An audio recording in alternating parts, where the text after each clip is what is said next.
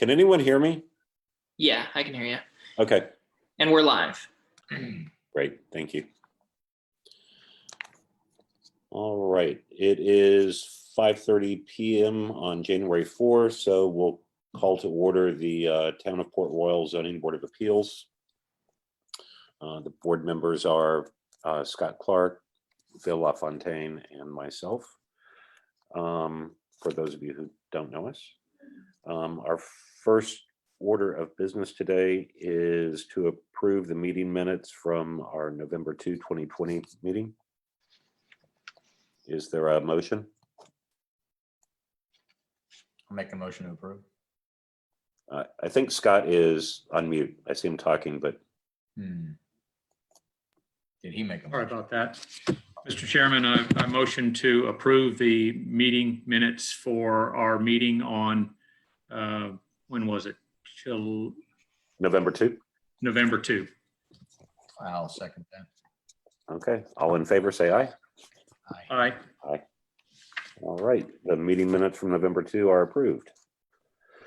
Second order of business is a variance hearing for Bridges Preparatory School at 551 Robert Smalls Parkway to consider a variance for the sign type allowed in T3 neighborhood. Can't read my copy. Transit district. I'd like to open with the staff report from Linda, if that's okay. Thank you, Mr. Chairman. Yes, I have the document up on the screen now. This is our staff report. Let me get that a little bit smaller. And the relevant parts, the pictures I want you to see is part of our zoning map. So the applicant is Bridges Preparatory School. The site is 551 Robert Smalls Parkway. It's also known as R112, map 28, parcel 118. The parcel is zoned T3 neighborhood. The property being zoned T3 neighborhood, this allows school development. T3 neighborhood does not allow, though, a freestanding or landscape wall sign types. Yard signs are allowed in T3 neighborhood. That's the closest sign type that would come to something to be what these folks are requesting, which is a monument sign. Yard signs are quite limited in their size and scope. They're limited to 6 square feet of signage. That's the face of the sign. They're not allowed to be more than 5 feet tall. T3 neighborhood zoning designation that fronts on 4-lane Robert Smalls Parkway is unique to this property. Having said all that, let me point out some things here. That pink color on your screen right now is the property, and the pink is T3 neighborhood. If you look up and down the highway that it fronts on, and it just has a minimal amount of frontage there, you see a lot of purple. That's T4, either neighborhood or neighborhood center open.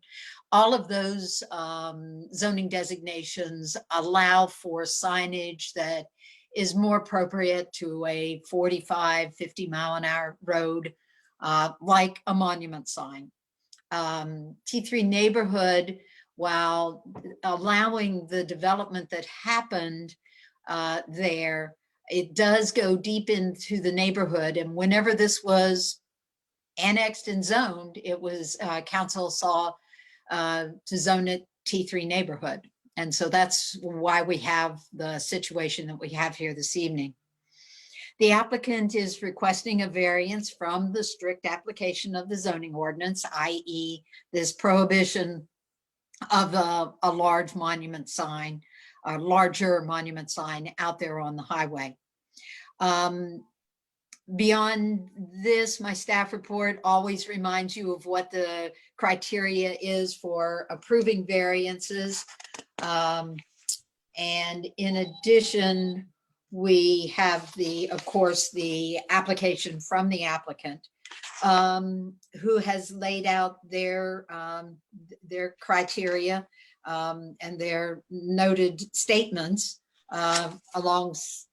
each of our criteria that we have. So I think that gives you the background. That's all I have as far as the application is. I'll be glad to answer any questions. And most of the other callers that are on our Zoom here this evening are members who are helping Bridges Preparatory School present this variance request. Linda, I have a question or two. Can you tell me what the zoning classification is for the white properties that border on the west, north, and east of the school? Those properties are not in the town of Port Royal. That's the way this zoning map works. If it's white, it's still in unincorporated Beaufort County. And so consequently, I don't know.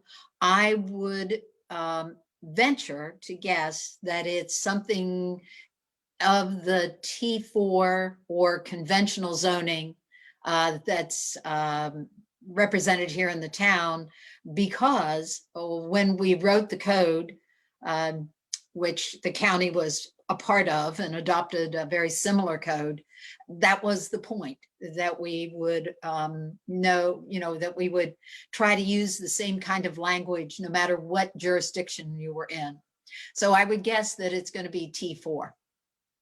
Does anybody with Bridges that's on this Zoom meeting, do they happen to know for sure?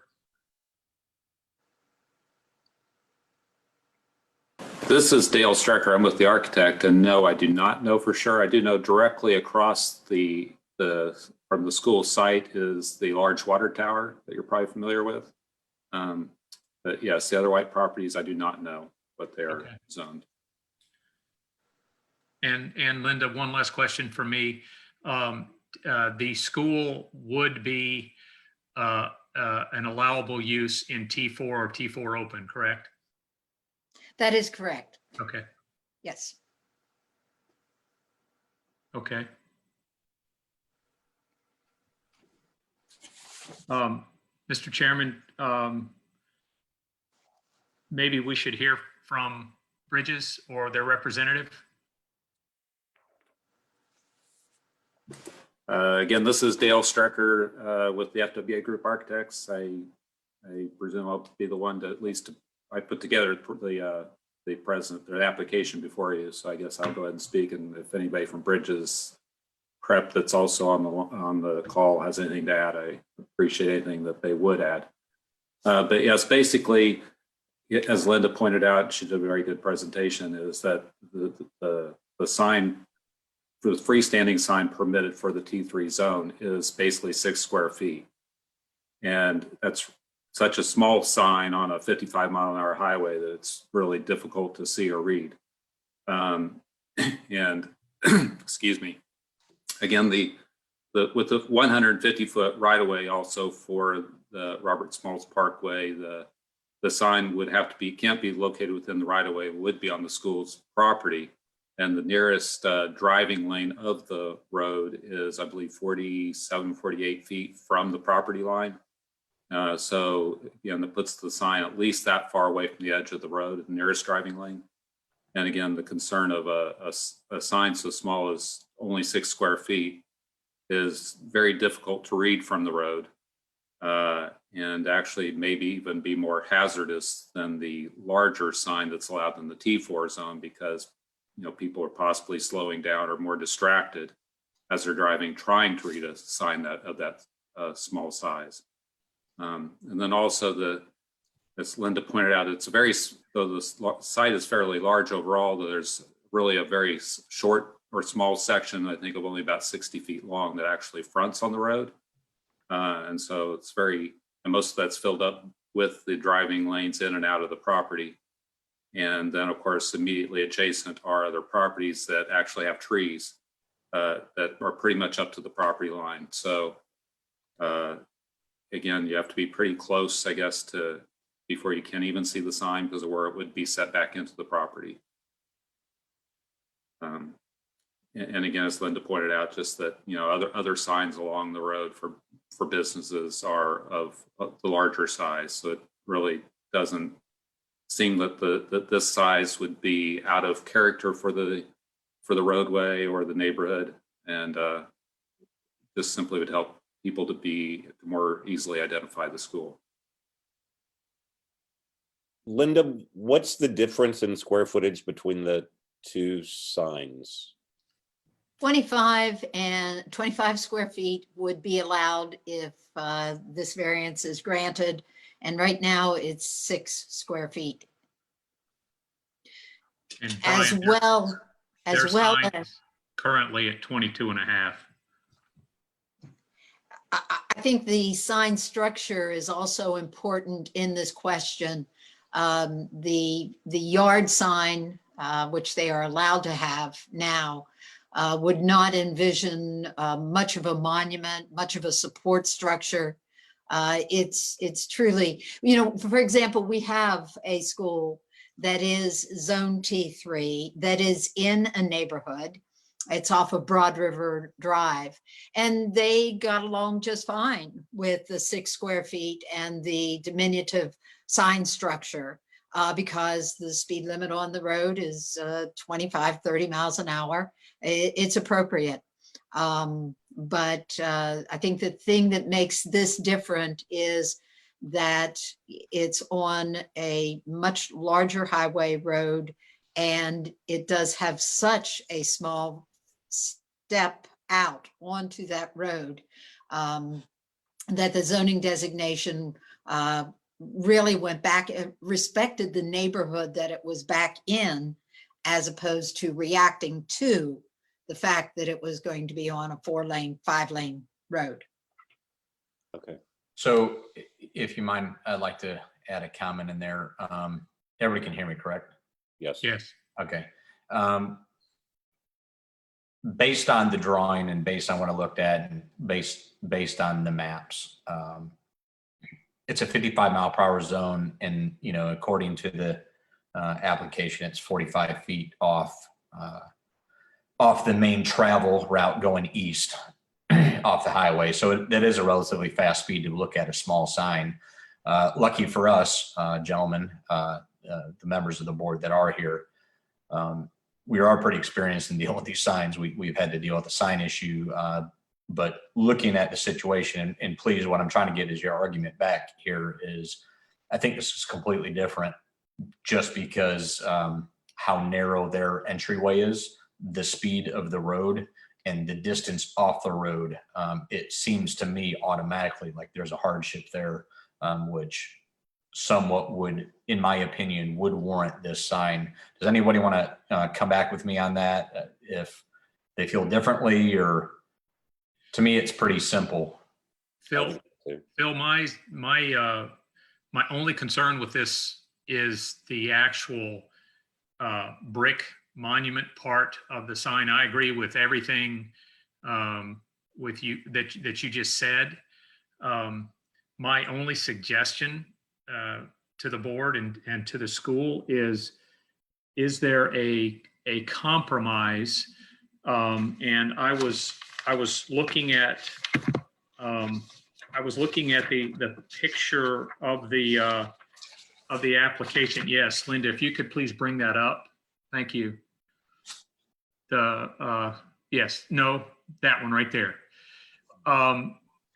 Just throwing it out there, just as kind of a compromise to stay somewhat in the T3 zoning and not go into T4, is to allow the larger circle, which is 22.34 square feet, but maybe support the sign on either side with like a 6x6 post. Right now you've got 2 posts supporting it on the bottom. It could either go there or it could go on the sides, and it's more of a yard sign look than this monument is right here. Just as a suggestion. What's everybody think about that? Bridges, what do you think about that?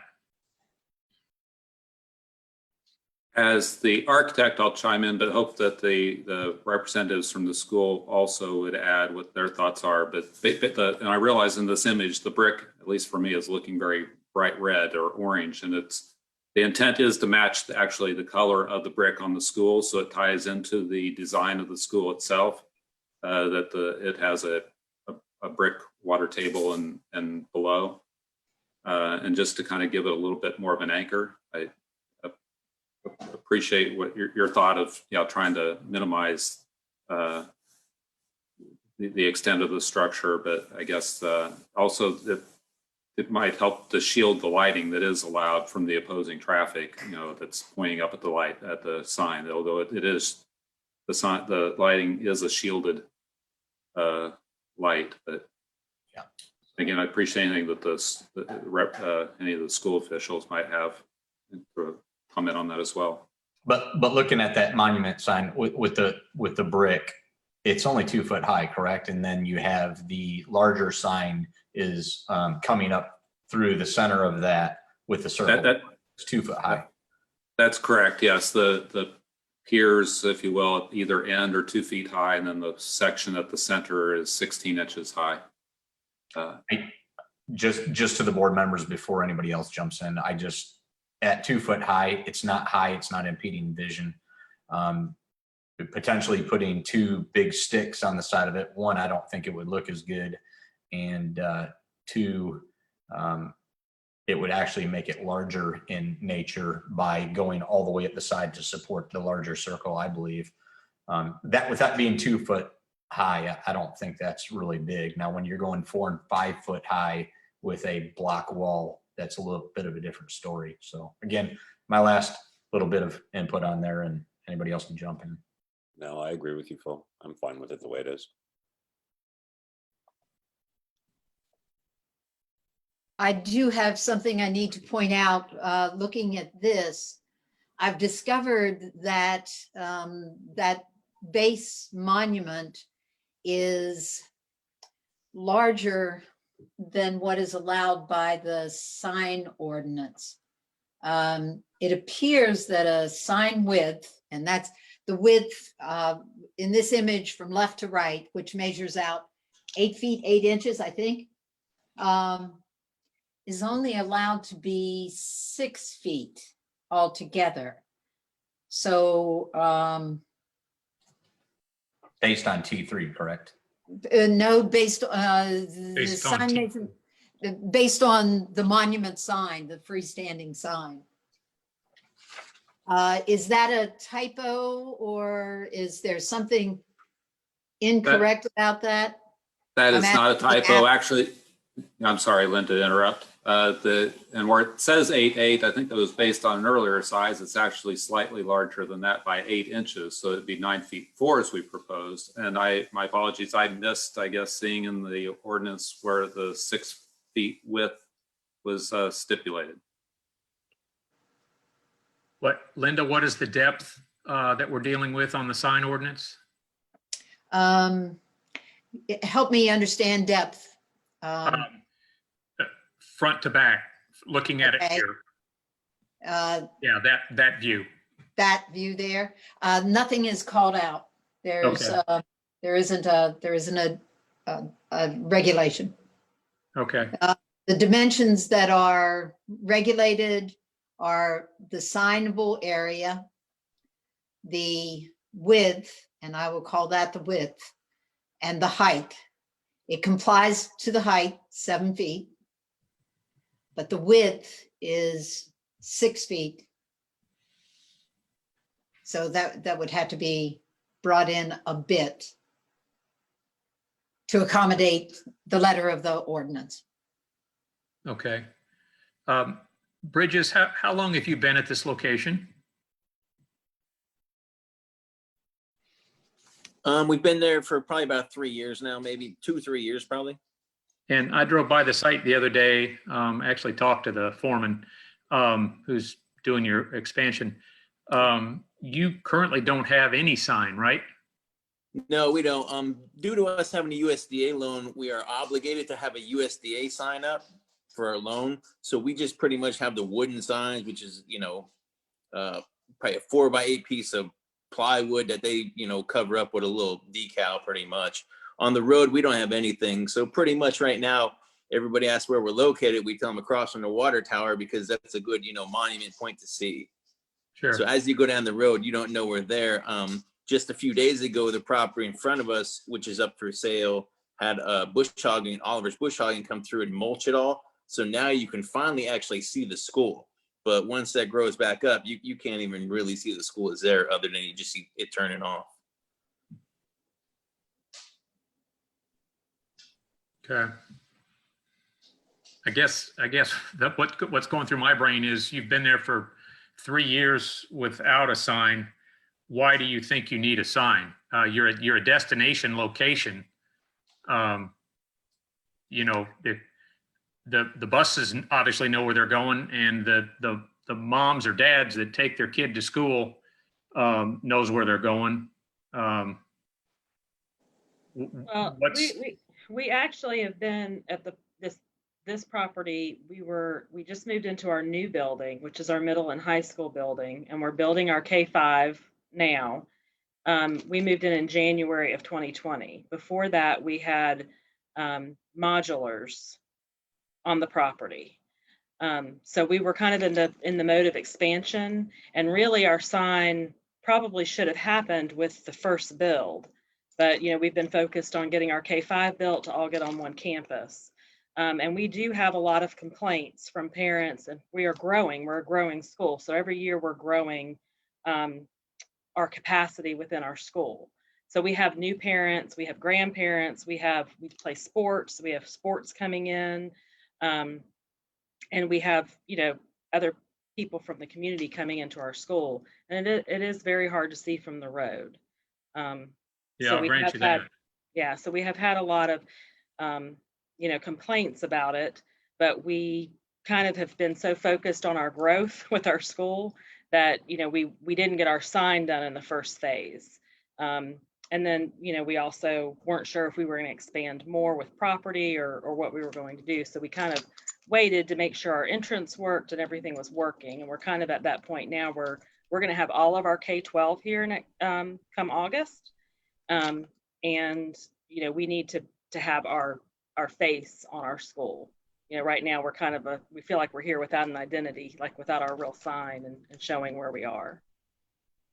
Okay. That's my thoughts, John. Tom, you can weigh in on that as well. But Oh, no, I agree. I mean, especially for, opposing teams coming to our school to play basketball or, any other volleyball sports, anything like that. I think that most times they blow right by our road and then realize they went by it. Even if you're using, Google or whatever, it's still kind of hard to find without no signage. And if you look on the road, most of the signage is more of a monument type sign. So that's, one of the reasons we want to blend in with our area. We don't, want all these monuments and then we have this little small sign. It's just, to me, that's not going to look very good either. So. And I would add, I think going back to the point of a very small sign of the size permitted of only 6 square feet, it would be so small that it would be difficult to read from the roadway. And again, I think it probably lends back to being more of a hazard if it's a smaller sign. People being distracted while they're driving, trying to read it. Linda, did you say that the max width cannot go beyond 6 foot? Is that what you said? That's correct. Yes. And width, can you all see my pointer? Width is from here to here. From where to where? Again, do it again. From the base, the left to right of the base. Well, that's 9 foot. Right. 9 foot 3 5/8 inch. Yes. But you're saying it would have to be 6 foot. That's correct. So, and I think I just wanted to bring it up. I didn't want to muddy the waters here because technically it's not so much what we're talking about, but I didn't want to overlook this and get further down the road in design and then realize, oh, wait, it's a little too wide for our ordinance. Okay, so question, if you look at the circle, the width of the circle, it's 5 4 Mhm. inches, right? 5 foot 4 inches Yep. in diameter. So if you took off the 2 pillars on the end, on both end caps, and you remain with the brick, that Yes. would be, it looks like that would be within the tent of 6 foot. Oh, definitely within it. Yes, there's a measurement on here that is 5'4". Yes, definitely. Dale, how do you think you could comply, take this and modify it to where you could comply to the sign ordinance? Well, I'd want to review with the school, but I think, as Linda suggested, that if you took the 2, as you said, the 2 end pillars out, but maybe still make it 6 feet long, so it's a little bit larger than the circular area of the sign itself. That could be doable, certainly. Okay. I mean, I don't want to dictate the design. I don't think that's our job. Mr. Chairman, I'd like to make a motion. Okay. I would like to make a motion to approve the application for a variance in the size of the sign, size and design of the sign, with the stipulation that it must meet the sign ordinance to where the base is 6 feet or less. So Scott, just kind of running with that, would we want to say that the sign we want to comply with the sign ordinance for the zone, what is it, Linda, T4? Actually, to be totally correct, what we're looking for is a sign that complies with the well, actually, it's called a freestanding sign. The ordinance, I'm looking at it, freestanding sign type is the language that's in the ordinance. Okay. So to modify my motion, then it needs to comply with the freestanding sign ordinance. Now, again, before I would go beyond that, it's complying with it on the width, but it's extending it by the height. Is that correct? No, it meets the height. Oh, it does. Okay. Yes. All right, got it. All right. All right. Well, then with that, I would second that motion. Okay, we have a motion and a second. All in favor, say aye. Aye. Aye. Motion is accepted. Okay, Thank you very much. Thank Hold you on, very we gotta- much. Appreciate it. we got to fill this out, don't we? Yeah, let's, for the applicant can leave the call if you'd like, but we need to go through the order of variance application. Those members of the board, let me stop sharing the screen here. Okay, so the board concludes that the applicant has. Yes, we need to I'm sorry. adjourn, don't we? No, Before I'm we sorry. fill it out? I'm sorry, what was the question? Linda, don't we need to adjourn before we fill that out? No, this is part of the meeting. No, Okay. we'd like to go through this and get this on the record before we adjourn. All right, So what we've decided with that motion is that the applicant has an unnecessary hardship because there are extraordinary and exceptional conditions pertaining to the particular piece of property based on the following findings of fact. What do you feel is the justification there? I would say the surrounding property is zoned T4 or commercial. That's, to me, that's the biggest hardship. Okay. Moving on to number 2, the board concludes that these conditions do not generally apply to other property in the vicinity on the following findings of fact. I think that's a restatement of what you just said, Scott. Yes. Anybody else has T4? The board concludes that because of these conditions, the application of the ordinance to the particular piece of the property would effectively prohibit or unreasonably restrict the utilization of the property based on the following finding of fact. Is that where we talk about that a 6 square foot sign is inadequate for the use? Okay, yes. Inadequate is the phrase you used? Yes.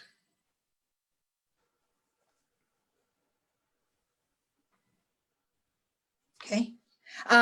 Could I say for the magnitude of the campus? Inadequate for the magnitude of the because I think that that's where we got to go here, that we've got to show that the zoning ordinance allowed, K through 12, all of that to be here. I'm writing. Linda, is that the issue, or is the issue the speed limit on the primary road? We can have more than one issue. Well, then it's probably You that. want to then- throw that in there, the speed on the road? Yes, and then Yes. probably due to the width of the entrance, traffic doesn't have time, the width and distance of the entrance off the main throughway, it doesn't have time to read a smaller sign.